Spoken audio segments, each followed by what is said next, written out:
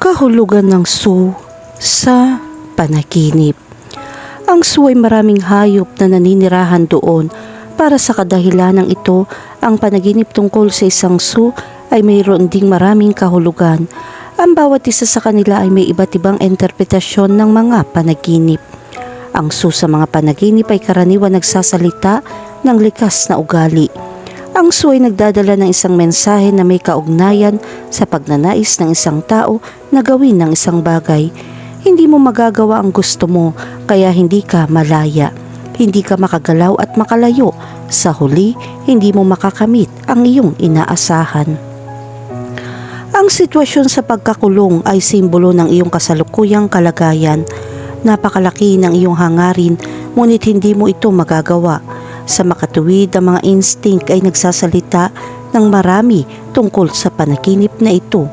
Maaaring lumitaw ang mga emosyonal na kaguluhan dahil nakakaramdam ka ng depresyon. Ang paglalarawan sa panaginip na ito ay maaaring tumugma sa iyong buhay ngayon. Kahulugan ng panaginip tungkol sa makabisita sa isang Su. Kapag nagpunta ka sa Su, ang panaginip na ito ay nagpapahiwatig ng mas nababahala ka sa iyong mga pangangailangan. Ito ay isang magandang bagay dahil maaari mong unahin ang pinakamahalagang bagay, ngunit ito rin minsan ay nagpapalabas sa iyo na maging makasarili. Kailangan mong magkaroon ng kamalayan sa iyong hindi ka nais-nais na personalidad at subukang baguhin ito ng paunti-unti. Magdadala ito sa iyo ng magagandang benepisyo sa hinaharap. Kahulugan ng panaginip tungkol sa isang Su na may mga hayop. Ang bawat hayop ay maaaring kumatawan sa karakter ng isang tao. Ito ay isang reaksyon mula sa mga instinct na mayroon ka araw-araw. Kapag nakakita ka ng Su na may mga ligaw na hayop, ipinapakita nito na kumikilos ka ayon sa instinct ng hindi pinag-iisipan na mabuti. Mag-ingat sa pag-arte dahil maaaring magdulot ito ng gulo. Kailangan mong subukan pag-isipan ng mga bagay ng higit pa at huwag hayaang kontrolin ka ng iyong emosyon.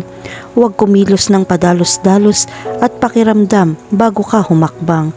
Sa ilang mga sitwasyon, kakailanganin mo ng pakiramdam, ngunit sa ibang mga kaso, dapat mong subukan pag-isipan ang mga bagay bago kumilos. Kahulugan ng panaginip tungkol sa maglakad sa Su. Kapag naglibot ka sa Su at nasiyahan dito, ito ay isang larawan ng nakaraan. Ang panaginip na ito ay isang paalala ng iyong nakababata at ang saya mo. Hanggang ngayon, iniingatan mo pa rin ang mga alaalang ito.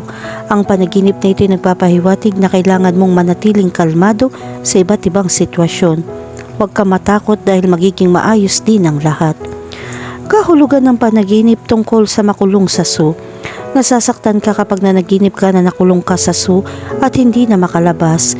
Maaaring kailanganin mong matutunan kung ano ang gusto mo o magawang kumilos upang matugunan ang iyong mga pangangailangan.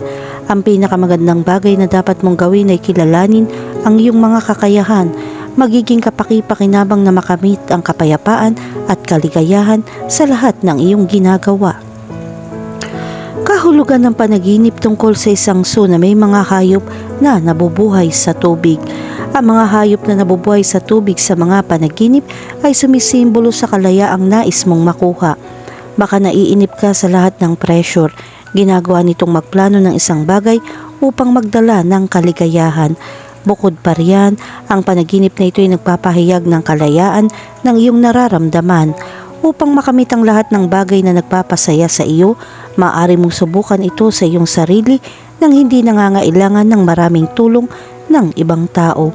Kapag nagtrabaho ka sa pinakamahusay na paraan, maaga o huli, makakamit mo ang kaligayahan na labis mong hinahangad. Kahulugan ng panaginip tungkol sa manirahan sa isang Su. Ang isang ito ay isang kakaibang panaginip tungkol sa isang Su.